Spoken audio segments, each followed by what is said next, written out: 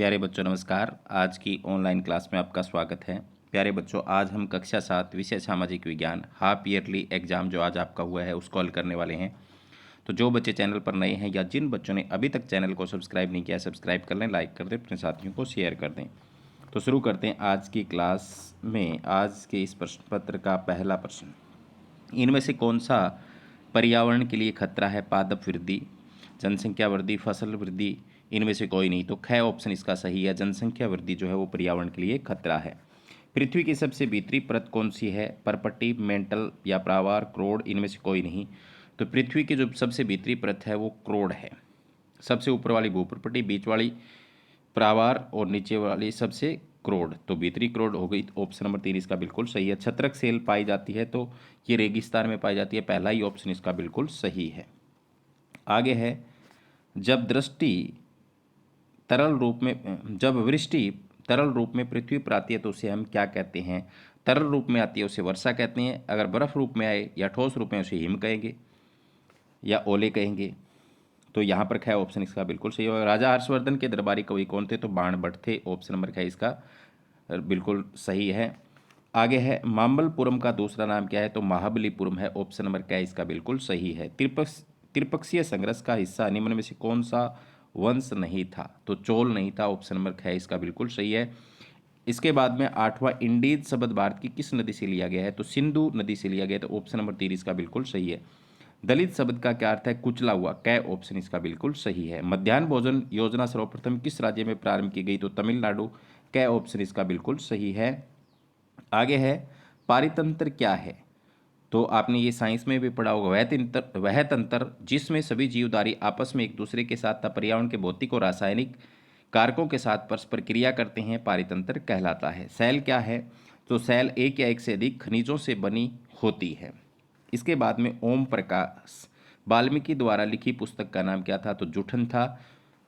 हर्षवर्धन का जन्म 4 जून 590 ईस्वी में हुआ। तोंदियर को संस्कृत में पल्लव कहा गया। आगे है, त्रिपक्षीय संघर्ष में कौन कौन से वंश शामिल थे? तो पाल, प्रतिहार और राष्ट्रकूट वंश शामिल थे। इसके बाद में आगे है, कारण बताइए मानव अपने पर्यावरण में परिवर्तन क्यों करता है? तो मनुष्य पर्यावरण का महत्वपूर्ण अंग है। वह अपनी आवश्यकताओं की पूर्ति के लिए वनों को काटता है, जीव जंतुओं को मारता है और स्थल का खनन करता है, मतलब जमीन से खुदाई करता है। इसलिए अपनी आवश्यकताओं की पूर्ति के लिए मनुष्य पर्यावरण में परिवर्तन करता है। स्वास्थ्य सेवाओं को मोटे तौर पर केंद्र किन दो भागों में बांट सकते हैं? तो निजी स्वास्थ्य सेवाएं ये महंगी और आसानी से उपलब्ध होती हैं। सार्वजनिक स्वास्थ्य सेवाएं ये मुफ्त व परेशानी भरी प्रक्रिया के बाद उपलब्ध होती हैं। इसके बाद में अपर्दन, पृथ्वी की ऊपरी सतह का वायु, जल व हिम के कारण होने वाले अक्षय को अपर्दन कहते हैं। या आपने देखा होगा जब बारिश होती है तो बारिश के पानी के साथ पानी का जो मिट्टी की ऊपरी परत है वो कट कर बह जाती है, तो उसे अपर्दन कहते हैं। भारतीय जीवन पद्धति का मुख्य आधार क्या है? तो वसुदेव कुटुंबकम है। इसके बाद में है, लोकतंत्र में सार्वभौमिक वयस्क मताधिकार क्यों महत्वपूर्ण है? किसी भी देश में लोकतंत्र की सफलता इस बात पर निर्भर करती है कि उस देश के लोग सरकार निर्माण की प्रक्रिया में कितनी संख्या में भाग लेते हैं।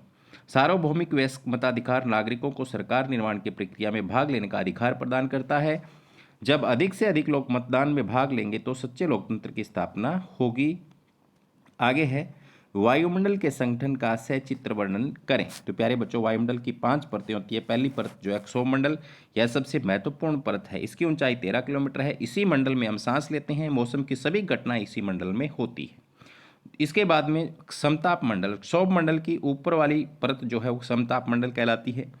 यह 50 किलोमीटर तक फैली हुई है। यह बादलों और मौसम की घटनाओं से स्वतंत्र होती है। इसमें ओजोन परत है जो सूर्य से आने वाली पराबैंगनी विकिरणों से हमें बचाती है। इसके बाद में मध्यमंडल, नाम से पता चल रहा है, यह तीसरी परत 80 किलोमीटर तक फैली हुई है। अंतरिक्ष में आने वाले उल्कापिंड इसी परत में जल जाते हैं मध्यमंडल के अंदर। बाह्यमंडल, इस परत की ऊंचाई के साथ तापमान तेजी से बढ़ता है। 80 से 400 किलोमीटर तक फैली हुई है। रेडियो संचार के लिए इस परत का प्रयोग होता है। बहिर्मंडल, यह वायुमंडल की ऊपरी परत है सबसे। यह पतली परत हीलियम जैसी गैसें यहीं से अंतरिक्ष में तैरती हैं। तो आप इस तरीके से, जैसे मैंने चित्र बना रखा है, तो आप बना सकते हैं। आगे, हर्षवर्धन की प्रमुख विजय कौन सी थी?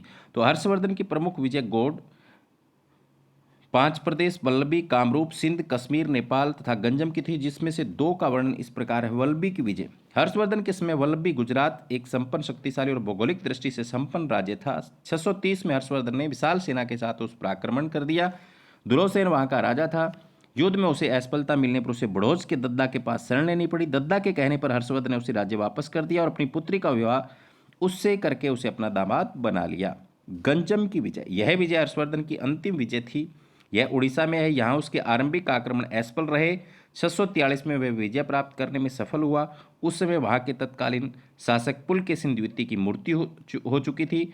उसने उड़ीसा के 80 नगरों को स्थानीय बौद्ध मंदिर में दान दे दिया था। तो ये था आज का प्रश्न पत्र, जिसको मैंने आपको जल्दी से हल करा दिया है। आज की क्लास में इतना ही। धन्यवाद।